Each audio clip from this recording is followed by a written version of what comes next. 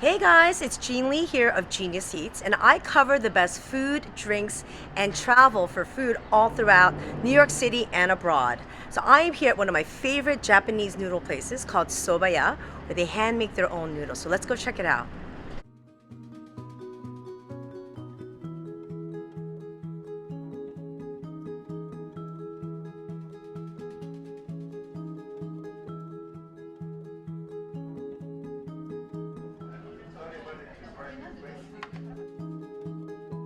So look at this beautiful dish we have here. This is one of their signature dishes. This is the Kamal Nan Ban. It's a house-made soba noodles. Look at how beautiful that is. Along with some of their specialties, this beautiful sliced duck, and along with some scallions and this beautiful, almost like a consomme broth. So of course, the best thing to do is in every bite you want to get one of all the ingredients. You get that perfect bite. See that there? Here we go. Mmm. That duck is so tender and beautifully seared. I love the broth, and of course, because it's a hot soup, you really want to make sure you taste the broth. And mind you, it's absolutely, in fact, it's almost mandatory that you slurp. Because in Asian culture, slurping means you really enjoy the food.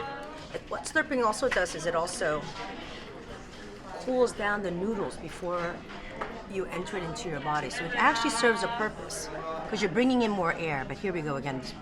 It's just so like al dente. It's just perfect. Look at this, is made from hand, beautifully cut. Mmm. It's a wonderful, like almost like a citrus. It tastes like there might be a little bit of yuzu in here, which is a Japanese citrus, which is so lovely. I want some more of that beautiful duck. Look at that. Mmm. Mmm. That is comfort in a bowl, my friends.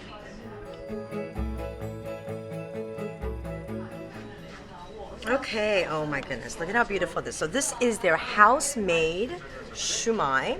Now this is unique because a lot of places that you go to, they're actually prepackaged. And you can tell the difference. You can tell this was made with a lot of love. And they've got, I'm not quite sure, that could be just some sort of like rice noodles that they also put on top of the wonton skin. But this is made with shrimp, and they have this lovely dipping sauce. So you want to dip a little bit. Let's bite in. Mmm. Oh wow, so delicious. You really taste the fresh shrimp in that, but it's like easy to bite into. It's got a really good mouthfeel, and I love the sauce. It's got a little bit of wasabi in it, so it's got a little bit of that kick, but really delicious. This is a must-have when you're here at Sobaya. So, wow, I am so honored to have the founder of TIC Restaurants here, Mr. Bon Yagi, who is truly an icon in bringing Japanese food to New York City diners. We are at, of course, one of his restaurants, Sobaya, but we'd love to know, like, when did you get started? What was your first restaurant? How many years First ago? restaurant was 1984. It's Wow. down the street called Hasaki Restaurant. Oh, the sushi place. Yes, I named it from my hometown where I was born. Okay, so you're from Hasaki. Yeah. So, It's where the small town with the facing the Pacific Ocean, so you get a lot of fish. wonderful.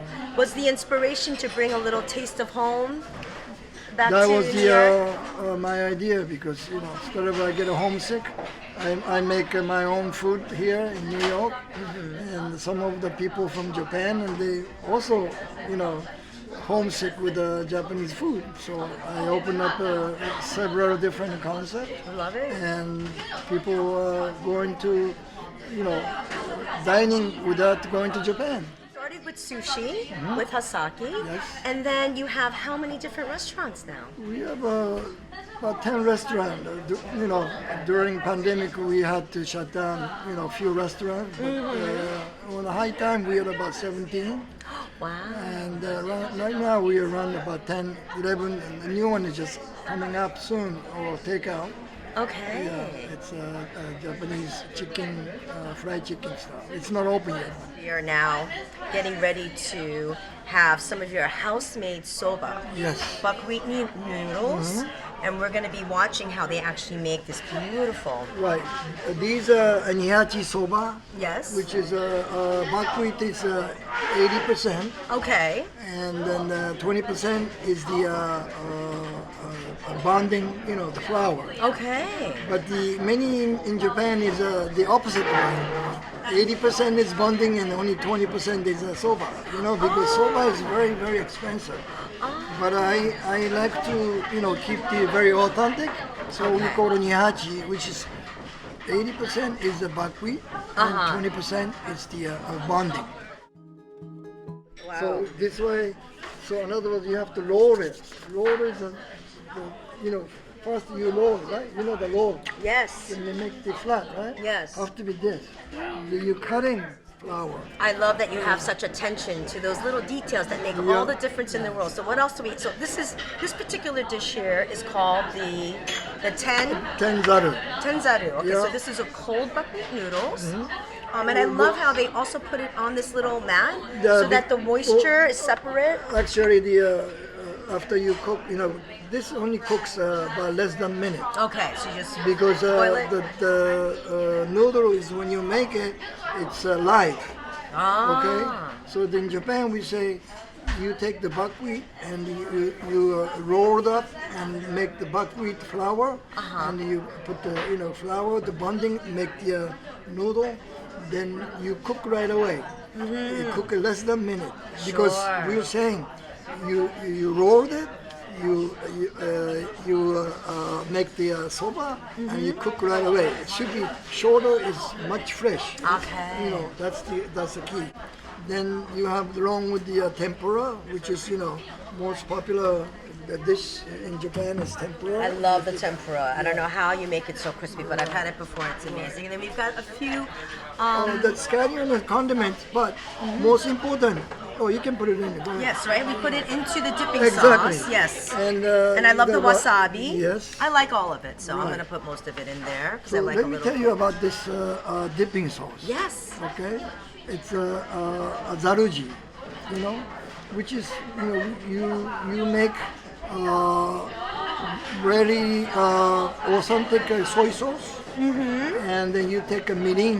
Mirin is mirin. It's Rice- kind of like a rice wine. Wine, exactly. Yes. I cook with it too. Right. Then you would cook but you don't boil. Okay. You have to bring the temperature very high before boil. You turn off the heat. Okay. Okay. And then that's the base of the sauce. Right, so this is, just another way of eating and enjoying the soba. So I'm going to dip this and I'm going to Yeah. taste it. Make I'm gonna sure talk you about- eat slowly. Go. Fast, right? For Americans, they don't like to make a noise. No, but- exactly. We have to slurp. Ready? Yeah. Yeah, that's the way you go. And that's your professional, the way you eat. Dip a little bit, yeah. Okay, so now we've got this beautiful crispy shrimp tempura that we're also That's the most popular in our my gosh. restaurant, the dishes. and enjoy. Crunchy outside and very moisture inside. That's the way the tempura should be. This is the best tempura. I'm not kidding. In the city, it's true. So good. Thank you. Oh my gosh. We also have some shishito peppers. Yes, I love them too. give a little It's nice break, little- because we give a 3-piece of tempura, so you have a little shishito to give a little, flavor. This is such a beautifully balanced dish. So made with so much love. All the different steps that you just mentioned, you can really, appreciate the attention to detail, and it really results in some of the best noodles you've ever had. So grateful to have met you and to have you, show us the wonderful dishes coming out of this lovely restaurant. Thank you again, and absolutely, everyone should come by. If you want the taste of Japan without having to travel to Japan and enjoy authentic house-made soba noodles. Sobaya is the place to go. And say hi to Mr. Yagi when you see him as well. Thank you very much for coming again, and I hope to see you soon. And when you get craving for the soba, this is the place.